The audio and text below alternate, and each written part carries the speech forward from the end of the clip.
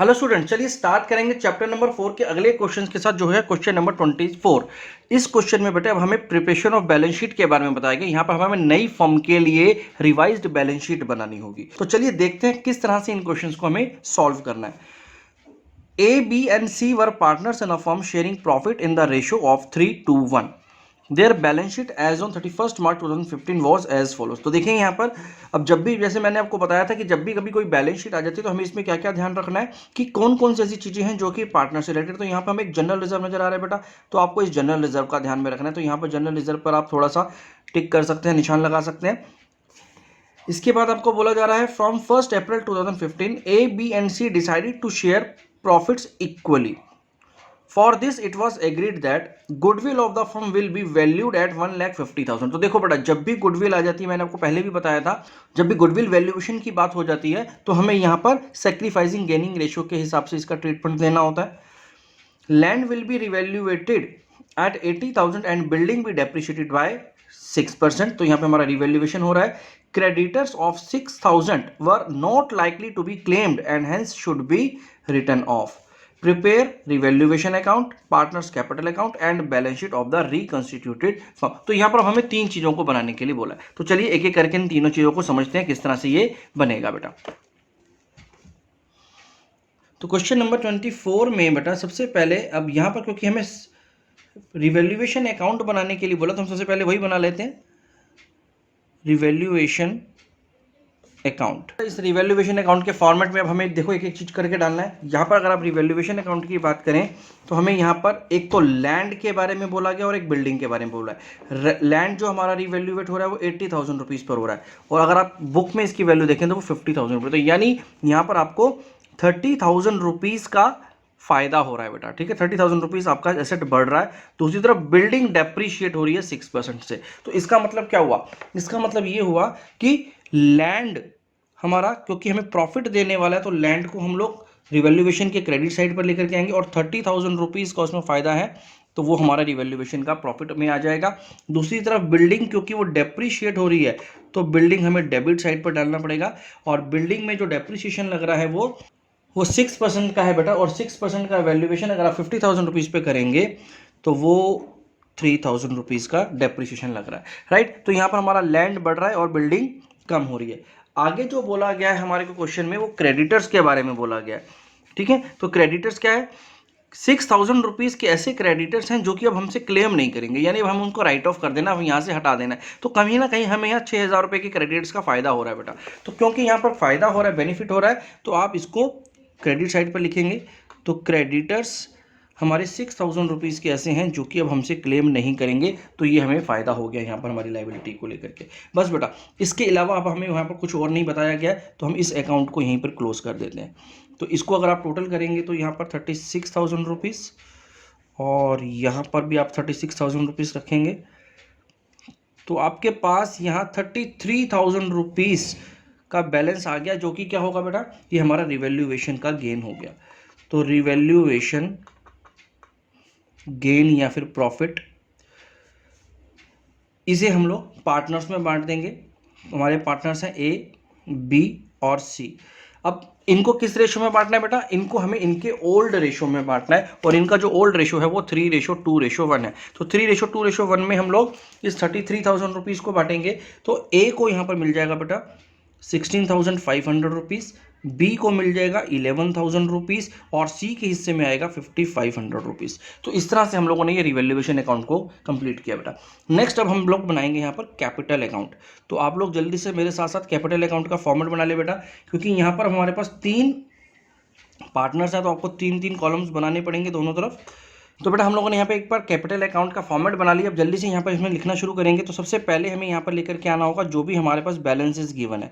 तो यहाँ बैलेंसेस जो हमारी बैलेंस शीट के अंदर इस क्वेश्चन के अंदर गिवन है, वो बैलेंसेस हमारे हैं 1,50,000 एंड 25,000। वो तीनों बैलेंसेस हमारे पास यहाँ पर आ जाएंगे, 1,50,000 एंड 25,000 रुपीज़। इसके बाद देखो, अब यहाँ पर हमारे पास क्या हुआ बेटा? यहाँ पे हमारे पास रिवैल्यूएशन प्रॉफिट हुआ, तो ये रिवैल्यूएशन का प्रॉफिट भी इनको यहाँ पर बढ़ जाएगा। तो रिवैल्यूएशन गेन हम लोग यहाँ पर इनको बांटेंगे, जिसमें ए को हमने दिया है 16,500 रुपीज़, बी को 11,000 और 5,500 रुपीज़ सी को गेन के रूप में मिला रिवैल्यूएशन में। चलिए रिवैल्यूएशन गेन हो गया बेटा। अब चलिए क्वेश्चन की तरफ बढ़ते हैं, देखें क्वेश्चन में और क्या हमें गिवन है। तो अगर आप इन पॉइंट्स में देखें बेटा, तो हम लोग लैंड एंड बिल्डिंग वाले पॉइंट को हम ऑलरेडी रिवैल्यूएशन अकाउंट में कर चुके हैं, क्रेडिटर के अकाउंट को कर चुके हैं। हमें अब गुडविल का ट्रीटमेंट यहाँ पर करना है। अब गुडविल का ट्रीटमेंट करने के लिए पहले हमें सैक्रिफाइसिंग और गेनिंग रेशियो को निकालना पड़ेगा। एक तो हमें ये काम करना है। इसके अलावा हमारे कैपिटल अकाउंट में यहाँ पर ये देखिए जनरल रिजर्व जो हम लोगों ने मार्क करके रखा हुआ है, इस जनरल रिजर्व को हमें ट्रांसफर करना है पार्टनर्स के बीच में। तो ये 30,000 रुपीज़ का जनरल रिजर्व है, इसे हम लोग इनके ओल्ड रेशो 3:2:1 में पहले डिस्ट्रीब्यूट कर देंगे और फिर उसके बाद हम लोग ये गुडविल का ट्रीटमेंट करके उसको भी यहाँ पर रिफ्लेक्ट करेंगे बेटा। तो चलिए सबसे पहले हम लोग बात कर लेते हैं जनरल रिजर्व की। यहाँ पर ये जो जनरल रिजर्व हमें दे रखा है वो 30,000 रुपीज़ का है, जिसमें से इनके रेशो के हिसाब से 15,000 रुपीज़ ए को मिल जाएगा, 10,000 रुपीज़ बी को मिल जाएगा और 5,000 रुपीज़ का अमाउंट सी के अकाउंट में क्रेडिट हो जाएगा। इसके बाद आपको करना है गुडविल का वैल्यूएशन। तो चलिए गुडविल का वैल्यूएशन अलग से करके देख लेते हैं। पहले एक वर्किंग नोट बनाना पड़ेगा बेटा, इसके लिए आपको ये वर्किंग नोट दिखाना जरूरी है आपके लिए। तो यहाँ पर हम लोग क्या कर रहे हैं, सबसे पहले हम पहले कर रहे हैं कैलकुलेशन ऑफ सैक्रिफाइसिंग या फिर गेनिंग रेशो। तो देखो बेटा, सैक्रिफाइसिंग और गेनिंग रेशो निकालने के लिए आपको मालूम है कि सैक्रिफाइसिंग का फॉर्मूला क्या होता है। तो sacrificing is old ratio minus new ratio. अब देखिए यहाँ पर तीनों पार्टनर्स का हमें सैक्रिफाइसिंग और गेनिंग रेशो करना। तो ए का जो ओल्ड रेशो है बेटा हमारे पास वो 3/6 गिवन है, जबकि इसका न्यू रेशो है 1/3। तो तीनों इक्वल पार्टनर्स बनने वाले हैं।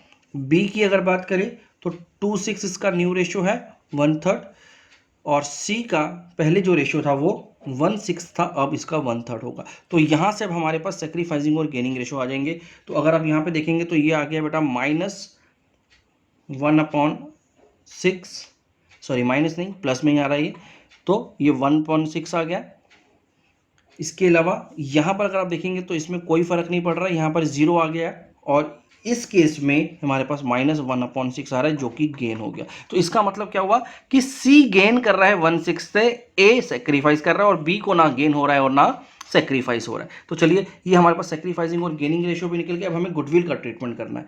तो अगर मैं यहाँ पर ट्रीटमेंट ऑफ गुडविल की बात करूँ तो गुडविल हमारे पास गिवन है बेटा, ठीक है। तो क्या होगा इसमें, यहाँ पर अब क्योंकि सी गेन कर रहा है तो सी विल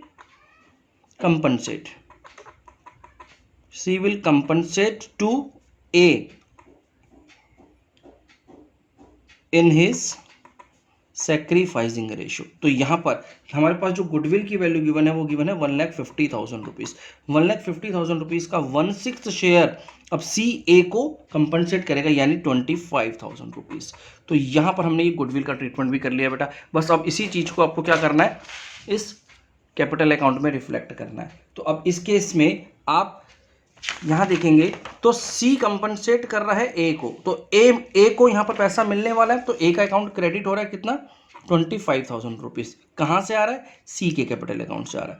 तो सीज कैपिटल अकाउंट 25,000 रुपीज़ ए को मिल जाएगा और यहाँ पर सी के कैपिटल अकाउंट से 25,000 रुपीज़ डेबिट हो जाएंगे और ये कहाँ चलेगा बेटा, ये चलेगा ए के कैपिटल अकाउंट में। तो ए के कैपिटल अकाउंट में यहाँ चला गया। तो हमने यहाँ पर एडजस्टमेंट ऑफ गुडविल दिखा दिया बेटा, ठीक है। तो यहाँ पर इस तरह से आपका एडजस्टमेंट ऑफ गुडविल होना था। इसके अलावा बेटा इस क्वेश्चन में और कोई भी ऐसा पॉइंट नहीं है जो कि हमारा बचा हुआ हो। हमने जनरल रिजर्व भी देख लिया है और ये तीनों पॉइंट्स को भी कंसिडर कर लिया है। अब हमें इसको क्लोज करना है। तो चलिए अब इस कैपिटल अकाउंट को पहले क्लोज कर देते हैं।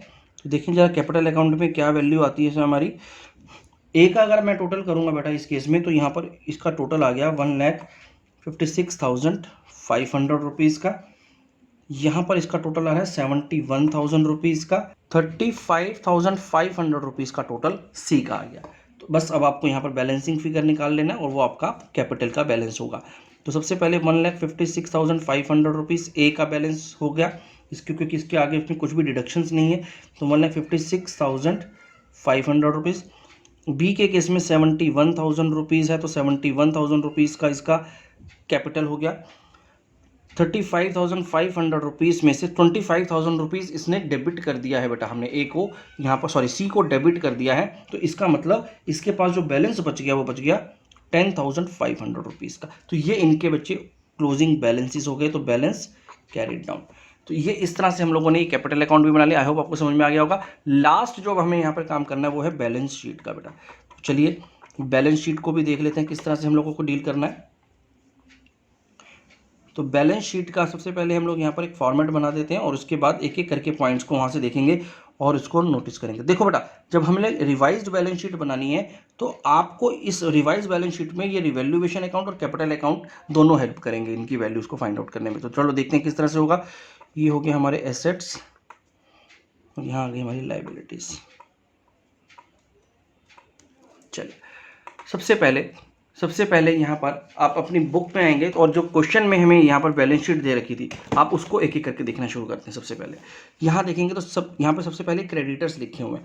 क्रेडिटर्स के अंदर बच्चे हमारे पास एक वैल्यू में चेंज हुआ था। आपको क्या करना है, देखिए जब भी आप इस तरह से काम करें, आप जितने भी यहाँ पर पॉइंट्स आते हैं उन पॉइंट्स के सब, जैसे यहाँ पर मेरे पास क्रेडिटर था, लैंड था, बिल्डिंग था, तो आप इनको यहाँ पर इनको डॉट लगा लिया करें ताकि जब हम इसको फाइनल बैलेंस शीट बनाएं तो हमें यहाँ पर पता चल जाए कि क्रेडिटर की एक एडजस्टमेंट थी। वैसे तो यहाँ पर 2-3 एडजस्टमेंट थी तो आपको याद भी रह जाएंगी, लेकिन कई बार क्या होता है जब आप एग्जाम में जाते हो तो बहुत प्रेशर होता है तो उस टाइम पर ये चीज़ें स्किप हो जाती हैं। तो आपको ये सजेस्ट किया जाएगा, तो मैं आपको यही सजेस्ट करूंगा कि बेटा आप इनको यहाँ पर मार्क कर लिया करें ताकि जब इसको बैलेंस शीट में आप उतारें तो आपको ये याद आ जाए कि इसकी एक एडजस्टमेंट भी थी। तो क्रेडिटर्स जो कि 50,000 रुपीज़ के हैं उसमें से 6,000 रुपीज़ के क्रेडिटर्स हमारे बेटा कम हो चुके हैं। तो यहाँ पर हम 6,000 रुपीज़ के क्रेडिटर्स कम लिखेंगे।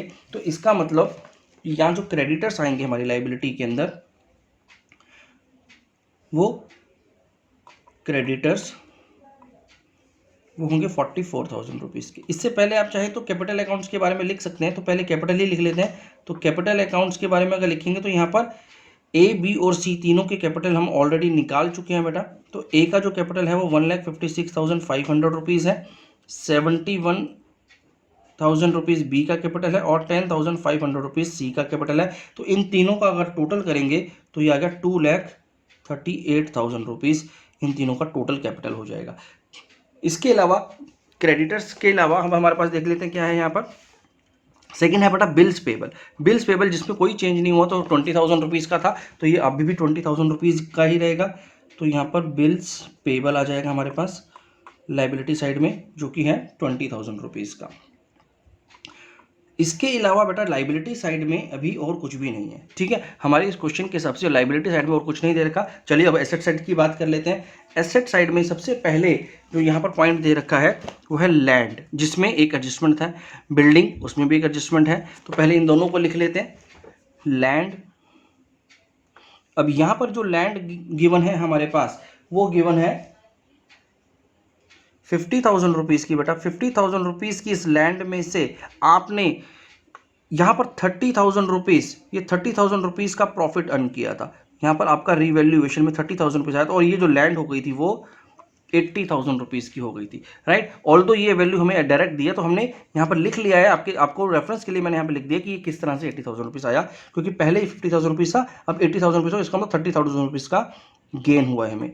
अब बिल्डिंग की बात करें तो बिल्डिंग क्योंकि हमारी यहाँ पर डेप्रीशिएट हुई है बेटा, तो बिल्डिंग की जो पहले की वैल्यू हमारे पास गिवन है वो भी 50,000 रुपीज़ है और इस 50,000 रुपीज़ में से आपने माइनस कर दिया है 3,000 रुपीज़, जो कि इसका डेप्रिसिएशन हमने कैलकुलेट किया था। तो इसका मतलब 47,000 रुपीज़ का वैल्यू बच गया हमारी बिल्डिंग का। आगे बढ़ते हैं बच्चे, प्लांट। नेक्स्ट है हमारे पास प्लांट, जो कि बैलेंस शीट में एज इट इज़ जो दिया हुआ है हम उसी को ले लेंगे। तो 1 लाख रुपीज़ का हमारे पास प्लांट है। नेक्स्ट है बेटा हमारे पास स्टॉक, और स्टॉक है हमारे पास 40,000 रुपीज़ का, इसमें भी कोई चेंज नहीं हुआ है। डेटर्स है हमारे 30,000 रुपीज़ के, there is no change in debtors as well. और फाइनली आता है बैंक, और बैंक अकाउंट में भी जो अमाउंट है उसमें भी कोई चेंज नहीं हुआ, तो यानी 5,000 का 5,000 ही हम लोग यहाँ पर उतार देंगे। बस बच्चे ये काम हो गया। अब हमारा हमने पूरी बैलेंस शीट को भी यहाँ पर बना लिया। अब आपको सिर्फ इसको टोटल करना है। अब इसको टोटल कर देते हैं। तो देखो अगर आप इसको टोटल करेंगे तो यहाँ पर आपके पास वैल्यू आ रही है 3,02,000 और इसको भी जब आप टोटल करेंगे तो वो 3,02,000 रुपीज़ आपके पास वैल्यू आ जाएगी। और ये हो गया बच्चे हमारे क्वेश्चन कंप्लीट, राइट। तो इस तरह से आपको ये रिवैल्यूएशन अकाउंट, कैपिटल अकाउंट और बैलेंस शीट आपको इस क्वेश्चन में बनाने थे। चलिए अब नेक्स्ट क्वेश्चन की तरफ बढ़ते हैं। नेक्स्ट क्वेश्चन है क्वेश्चन नंबर 25। देखिए बेटा, balance sheet of X and Y who share profit and losses as 5:3 as at 1 April 2021। तो देखिए यहाँ पर क्या दिया हुआ है हमारे पास। कैपिटल्स दे रखे हैं बच्चे, जनरल रिजर्व है तो ये हमें इसका ट्रीटमेंट करना होगा। ईपीएफ एम्प्लॉयमेंट प्रोविडेंट फंड को बेटा हम लोग नहीं टच करते क्योंकि ये एम्प्लॉयज नहीं बनाता है, क्योंकि ये पार्टनर ने नहीं बनाया, ये फर्म अलग करती है उसका पैसा, तो ये पार्टनर का पैसा नहीं। तो ईपीएफ कोई भी, तो ईपीएफ एक ऐसा फंड है जो कि पार्टनर से बिलोंग नहीं करता, तो इसको हम लोग टच नहीं करेंगे इस केस में, इसको एज इट इज छोड़ देंगे अनटिल अनलेस की कोई एडजस्टमेंट ना बोली गई हो। वर्कमैन कंपनसेशन रिजर्व फंड, यहाँ पर हम लोगों को उसका देखना पड़ेगा कोई ट्रीटमेंट है या नहीं है, तो ये भी हमें यहाँ पर चेक करना है। इसके अलावा अगर आप एसेट साइड में देखोगे तो बेटा गुडविल दे रखा है। ये गुडविल कौन सा गुडविल है? ये हमारा परचेज्ड गुडविल है। तो ध्यान रखना, जब भी हम लोग नया रिकॉन्स्टिट्यूशन ऑफ फर्म करते हैं तो उस केस में जितना भी पुरानी गुडविल होती है हम उसको यहाँ से राइट ऑफ कर देते हैं, इसको हम लोग यहाँ से खत्म करेंगे। तो हमने इसको भी मार्क कर लिया है बेटा। इसके अलावा आपके पास यहाँ पर दिखाई दे रहा है एडवर्टाइजमेंट सस्पेंस अकाउंट, आपको इसका भी एक ट्रीटमेंट करना है। तो आपने यहाँ पर चारों को मार्क करके रख दिया ताकि जब हम लोग आगे बढ़ें तो हम इन चारों को जब हम इन चारों को डील कर सकें इनके अप्रोप्रिएट प्लेसेस पर। आगे देखते हैं इसके क्वेश्चन में और क्या पॉइंट्स हैं। On the above date, they decided to change their profit sharing ratio to 3:5 and agreed upon the following। देखिए तो गुडविल, अब यहाँ पर फिर से गुडविल की बात कर रहे हैं। Goodwill to be valued on the basis of 2 years purchase of the average profit of last 3 years। तो यहाँ पे हमारे पास 3 साल का पिछले प्रॉफिट दे रखा है और 2 year परचेज प्राइस का हमें पहले गुडविल। अब जहाँ पर भी गुडविल की वैल्यूएशन आ जाती है तो वहाँ पे आपको समझ में आ गया होगा कि फिर से सेक्रीफाइसिंग और गेनिंग रेशियो में उसका ट्रीटमेंट करना पड़ेगा। तो यहाँ पर एक चीज ही हो गया। सेकंड आ गया बेटा machinery and stock be revalued. तो क्योंकि अब यहाँ मशीनरी और स्टॉक आ गया तो अब यहाँ पर भी मार्क कर लेंगे कि मशीनरी में और स्टॉक में हमारे पास एक एडजस्टमेंट आई हुई है। तो मशीनरी एंड स्टॉक भी रिवैल्यूड एट 45,000 एंड 8,000 रिस्पेक्टिवली। तो यहाँ पर ये रिवैल्यूएशन का बात बता दिया है। Claim on account of workman compensation is 6,000। तो देखिए बेटा, अब वर्कमैन कंपनसेशन एक क्लेम आया हुआ है हमारे पास 6,000 रुपये का, और इस 6,000 रुपये को कवर करने के लिए हमारे पास 10,000 रुपीज़ हमारे पास ऑलरेडी पड़ा हुआ है, राइट। तो हम इसको यहाँ से एडजस्ट करेंगे। हमें बोला जा रहा है prepare revaluation account, partners capital account and balance sheet of the new firm. तो चलिए ये भी बहुत ही आसान सा क्वेश्चन है, देखते हैं किस तरह से होगा क्वेश्चन नंबर 25। तो स्टूडेंट्स क्वेश्चन नंबर 25 में क्योंकि हमें तीनों चीज़ें बनानी, तो आप सबसे पहले काम कीजिए तीनों के फॉर्मेट्स बना लो एक बार। तो स्टूडेंट्स यहाँ पे हम लोगों ने तीनों फॉर्मेट्स बना लिए हैं पहले। अब देखिए इसको एक एक करके हम लोग यहाँ पर फिल करना शुरू करेंगे क्वेश्चन के हिसाब से। सबसे पहले बात करते हैं रिवैल्यूएशन अकाउंट की। तो देखो रिवैल्यूएशन अकाउंट के लिए हमें यहाँ पर क्या क्या बोला है। एक तो बोला है हमें मशीनरी के लिए और एक स्टॉक के लिए। इससे पहले हमारा गुडविल का पॉइंट है, तो गुडविल के लिए तो हम लोग अलग से ट्रीटमेंट करेंगे, अलग इसका वर्किंग नोट बनाना पड़ेगा। रिवैल्यूएशन में हमारे पास मशीन और स्टॉक को रिवैल्यूड किया है। मशीनरी रिवैल्यूड हुई है 45,000 रुपीज़ से, राइट, जबकि पहले से जो इसकी वैल्यू है वो 38,000 रुपीज़ है। तो यहाँ पर कहीं ना कहीं हमारी मशीन की वैल्यू को हमने बढ़ाया है बेटा। और यहाँ पर अगर स्टॉक की बात करें तो स्टॉक 8,000 रुपीज़ हो गया है, जो कि पहले 7,000 रुपीज़ था। तो दोनों के दोनों तरफ हमें यहाँ पर बेनिफिट हो रहा है, फ़ायदा हो रहा है। तो रिवैल्यूएशन अकाउंट के क्रेडिट साइड पर दोनों को हमें यहाँ मैंशन करना पड़ेगा। तो मशीनरी जो है यहाँ पर हमारी 7,000 रुपीज़ से बेटा इंप्रूव हो रही है, उसकी वैल्यू बढ़ रही है, और स्टॉक की जो वैल्यू बढ़ रही है वो 1,000 रुपीज़ से बढ़ रही है। तो बस इससे ज़्यादा बेटा और कुछ बोला ही नहीं गया हमारे क्वेश्चन के अंदर। अगला जो पॉइंट है इसमें वो वर्कमैन कंपनसेशन क्लेम का है, जो कि हमारा रिवैल्यूएशन में नहीं आएगा क्योंकि हमारे पास सफिशिएंट फंड है इस क्लेम को एड्रेस करने के लिए, राइट। तो चलिए अब इसको यहाँ पर क्लोज कर देते हैं जल्दी से। तो यहाँ पर 8,000 रुपीज़ का बच्चे हमारे पास प्रॉफिट आ गया। तो 8,000 रुपये का ये जो गेन आ रहा है रिवैल्यूएशन का, तो यहाँ पर आ गया हमारे पास रिवैल्यूएशन गेन, और ये गेन हमारे पार्टनर्स में डिवाइड हो जाएगा। तो टोटल जो हमारे पास 8,000 रुपीज़ का ये गेन है, इस 8,000 रुपीज़ को हम पार्टनर्स के रेशो यानी 5:3, जिसमें 5,000 और 3,000 रुपीज़ दोनों के अकाउंट में एडजस्ट हो जाएंगे। इसके अलावा अब कैपिटल अकाउंट की बात करते हैं बेटा। कैपिटल अकाउंट के बैलेंसेस की सबसे पहले बात करते हैं। तो यहाँ पर बैलेंस ब्रॉट डाउन, एक्स का जो कैपिटल दिया हुआ है हमारे पास बैलेंस शीट के अंदर वो 52,000 रुपीज़ का है बेटा, और वाई का कैपिटल है 54,000 रुपीज़। इसके बाद अब हम लोग यहाँ पर पहले रिवैल्यूएशन अकाउंट का जो रिवैल्यूएशन प्रॉफिट है इसको लेकर के आ जाते हैं। तो यहाँ पर रिवैल्यूएशन अकाउंट से हमारे पास जो प्रॉफिट आ रहा है या फिर गेन जिसको आप लिख सकते हैं, वो आ रहा है बेटा 5,000 rupees for X and 3,000 rupees for Y. तो ये हम लोगों ने लिख लिया है। इसके अलावा अब देखें, अब इसके अलावा देखें बेटा, तो ये हमने जो मार्क कर रहा था, ये जनरल रिजर्व है, वर्कमैन कंपनसेशन रिजर्व है, गुडविल है और एडवर्टाइजमेंट है, इन चारों का ट्रीट अब हमें यहाँ पर करना है। देखिए सबसे पहले बात करते हैं जनरल रिजर्व। जनरल रिजर्व है हमारे पास 4800 रुपीज़ और इसके बारे में कोई ऐसी एडजस्टमेंट की बात नहीं है, तो हमें यहाँ पर सीधा सीधा सा क्या करना है, जनरल रिजर्व इनमें आपस में डिस्ट्रीब्यूट कर लेंगे। तो जनरल रिजर्व 4800 रुपीज़ है, तो अगर आप इसको इनके रेशो यानी 5:3 में अगर डिस्ट्रीब्यूट करेंगे तो 3000 रुपीज़ एक्स को और 1800 रुपीज़ वाई को मिल जाएगा। इसके बाद हम लोग बात करते हैं बच्चे वर्कमैन कंपनसेशन रिजर्व फंड की। तो देखिए वर्कमैन कंपनसेशन रिजर्व फंड में क्या था, वर्कमैन कंपनसेशन रिजर्व फंड हमारे पास 10,000 रुपीज़ का गिवन है बेटा, जबकि हमारा एक क्लेम आया हुआ है बेटा, ये जो क्लेम है 6,000 रुपीज़ का क्लेम है। तो यहाँ पर हमारी एक लाइबिलिटी आ गई है, ये जो 6,000 रुपये की लाइबिलिटी है ये अभी हमें पे करनी है, लेकिन इसको कवर करने के लिए हमारे पास ऑलरेडी वर्कमैन कंपनसेशन है, तो जो बाकी का पैसा बच गया यानी 10,000 रुपीज़ का हमारे पास वर्कमैन कंपनसेशन है, बाकी का जो 4,000 रुपीज़ बच गया वो 4,000 रुपीज़ आप क्या करेंगे, वो 4,000 रुपीज़ आप अपने पार्टनर्स में बांट देंगे इनके प्रॉफिट शेयरिंग रेशियो में, जो कि है 2500 और 1500 रुपीज़ का अमाउंट। बाकी का वो जो 6,000 रुपीज़ की लाइबिलिटी बनी बेटा, वो लाइबिलिटी मेरी बैलेंस शीट में आ जाएगी। तो वो लाइबिलिटी मेरी बैलेंस शीट में आ जाएगी, हम उसको यहाँ पर मेंशन कर लेते हैं workman compensation claim. Workman compensation claim account में हमारे पास ये 6,000 रुपीज़ की एक लाइबिलिटी बन करके आ गई, राइट। तो चलिए आगे देखते हैं बेटा। इसके बाद हमारे पास यहाँ गिवन है गुडविल। अब देखिए ओल्ड गुडविल जितनी भी गिवन होती है हमारी बैलेंस शीट्स के अंदर, हम उसको पार्टनर्स में डिस्ट्रीब्यूट कर देते हैं, यानी उनको डेबिट कर देते हैं उनके प्रॉफिट शेयरिंग रेशियो में। जब भी कोई पुरानी गुडविल आ जाएगी आपकी बुक्स में, उसको राइट ऑफ करने के लिए आपको इसे पार्टनर्स को डेबिट कर देना है। तो पार्टनर के अकाउंट को उनके रेशियो में डेबिट कर देंगे तो ये गुडविल यहाँ से खत्म हो जाएगी। तो चलिए डेबिट कर देते हैं यहाँ पर। तो यहाँ पर आ जाएगा बेटा गुडविल अकाउंट, और इस गुडविल में 5,000 रुपीज़ एक्स को डेबिट कर देंगे और 3,000 रुपीज़ वाई को डेबिट हो जाएगा। इसके अलावा आपको एक एडवर्टीजमेंट सस्पेंस अकाउंट भी यहाँ पर नजर आ रहा है। तो एडवर्टीजमेंट सस्पेंस अकाउंट को जो कि 800 रुपीज़ का है, वो भी हम लोग इनके पार्टनर्स के शेयर में प्रॉफिट शेयरिंग रेशियो में डेबिट कर देंगे इनको। तो वो यहाँ आ जाएगा एडवर्टीजमेंट सस्पेंस अकाउंट, जिसमें 500 रुपीज़ एक्स के और 300 रुपीज़ वाई के कैपिटल अकाउंट से डेबिट हो जाएंगे। चलिए बेटा, तो यहाँ तक तो हम लोगों ने कर लिया। इसके बाद अब हमारे पास अगर यहाँ देखें तो यहाँ पर हमारे पास एक गुडविल की वैल्यूएशन बची है। तो हमें अब सबसे पहले इसकी गुडविल की वैल्यूएशन करनी पड़ेगी और इसका एक ट्रीटमेंट करना पड़ेगा। बाकी के काम हम लोग कर चुके, तो अब हमारे पास एक ही पॉइंट बच गया है जिसमें हमें गुडविल का वैल्यूएशन करना है बेटा। तो चलिए अब सबसे पहले हम गुडविल का वैल्यूएशन कर करके देख लेते हैं कि कितना आता है। तो उसके लिए हम लोग एक वर्किंग नोट बनाएंगे बेटा फिर से। तो इस बार इस वर्किंग नोट में आपको क्या करना है, हमें यहाँ पर दो काम करने हैं। एक तो गुडविल की वैल्यू निकालनी है और सेक्रीफाइसिंग और गेनिंग रेशियो निकालना है। तो चलिए सबसे पहले कैलकुलेशन करते हैं, कैलकुलेशन ऑफ सेक्रीफाइसिंग और गेनिंग रेशियो। तो देखो बेटा, यहाँ पर आपको सेक्रीफाइसिंग रेशियो निकालने के लिए क्या चाहिए, पार्टनर्स का ओल्ड रेशियो और न्यू रेशियो। तो एक्स की बात करूँ तो एक्स का ओल्ड रेशियो है 5/8 माइनस न्यू रेशियो है 3/8।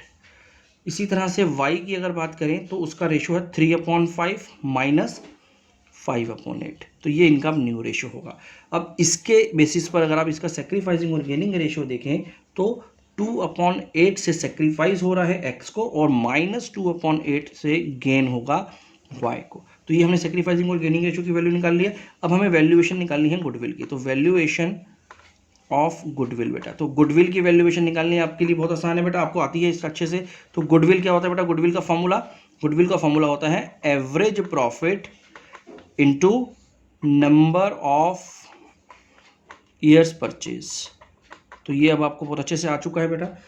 तो अब देखें बेटा, एवरेज प्रॉफिट हमें निकालना पड़ेगा क्योंकि एवरेज प्रॉफिट के लिए हमारे पास 3 साल का प्रॉफिट दिया हुआ है। तो तीनों सालों का प्रॉफिट कितना है हमारे पास, 7,500 प्लस 4,000 प्लस 6,500। तो ये हमारे पास एवरेज प्रॉफिट है, डिवाइडेड बाय 3 करेंगे तो आपको 6,000 रुपीज़ का एवरेज प्रॉफिट मिल गया। अब ये 6,000 रुपीज़ एवरेज प्रॉफिट इनटू जो number of year purchase price यानी 2 ईयर्स का number of year purchase price दिया हुआ है, तो हमारे पास जो गुडविल निकल करके आ गई वो आ गई 12,000 रुपीज़ की बेटा। तो ये 12,000 रुपीज़ की हमारे पास गुडविल है। अब आपको क्या करना है, इस गुडविल को क्या करेंगे बेटा, y जो कि गेन कर रहा है वो x को कंपनसेट करेगा। तो चलो देख लेते हैं। तो यहाँ पर वाई विल कंपनसेट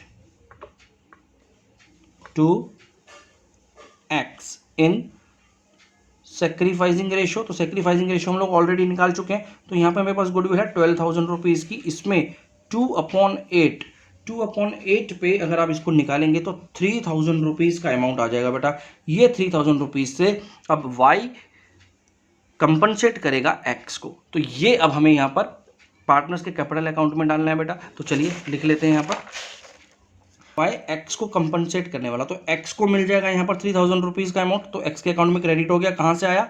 वाई के कैपिटल अकाउंट से आया। और इसी तरह से वाई के कैपिटल अकाउंट को हमें डेबिट करना पड़ेगा 3,000 रुपीज़ से। और ये अमाउंट कहाँ जा रहा है? ये एक्स के कैपिटल अकाउंट में ट्रांसफर हो रहा है। तो एक्स के कैपिटल अकाउंट में यहाँ पर आ जाएगा। तो इस तरह से वाई ने एक्स को यहाँ पर कंपनसेट कर दिया बेटा। ठीक है, तो चलिए, तो ये गुडविल का ट्रीटमेंट भी हमारा हो चुका है। सारे काम हम लोगों ने कर लिए, सारे पॉइंट्स को हम लोगों ने कंसिडर कर लिया था बेटा। अब हमें यहाँ पर फाइनली बैलेंसिंग फिगर निकालना है ताकि इनके हम लोग कैपिटल जान सकें।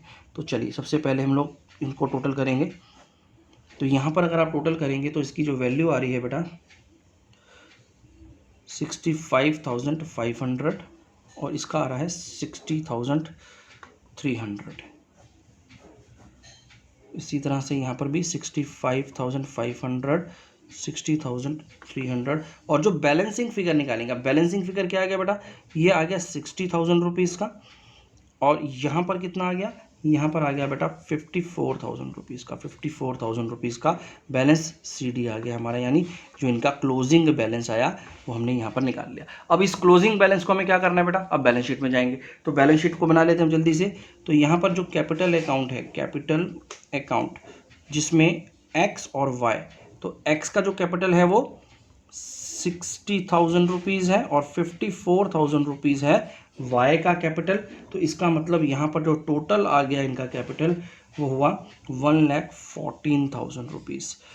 वर्कमैन कंपनसेशन क्लेम हम लोग ऑलरेडी वहाँ पर लिख चुके हैं। इसके अलावा देख लेते हैं अब क्या क्या है हमारे पास बैलेंस शीट के अंदर। जनरल रिजर्व है बेटा, जो हम लोग डिस्ट्रीब्यूट कर चुके हैं। एम्प्लॉय प्रोविडेंट फंड, ये भी हमारी एक लाइबिलिटी है बेटा, इसको हमें एज इट इज लिखना है। तो 1,000 रुपीज़ का ईपीएफ है हमारे पास।